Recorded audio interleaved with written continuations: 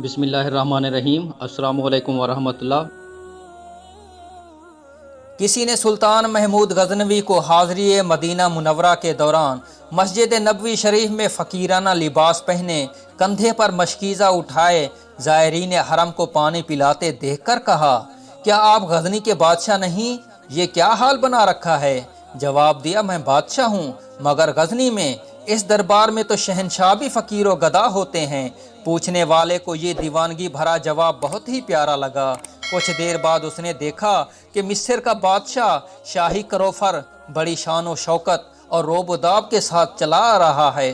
اس شخص نے بڑھ کر کہا، آپ نے اتنی بڑی جسارت کی، مدینہ منورہ کی حاضری اور یہ شاہی دبدبہ؟ جو جواب مصری بادشاہ نے دیا وہ بھی سنہری حروف سے لکھنے کے قابل ہے۔ شاہ مصر بولا، اے سوال کرنے والے، یہ بتاؤ یہ بادشاہی کس ہستی کے طفیل ملی ہے؟ یقیناً مدینے والے آقا صلی اللہ علیہ وآلہ وسلم کی برکت سے ہی ملی ہے، لہٰذا شاہی تاج و لباس کے ساتھ حاضر ہوا ہوں تاکہ دینے والا اپنی مبارک آنکھوں سے دیکھ لے کس چیز کی کمی ہے مولا تیری گلی میں، دنیا تیری گلی میں، عقبیٰ تیری گلی میں۔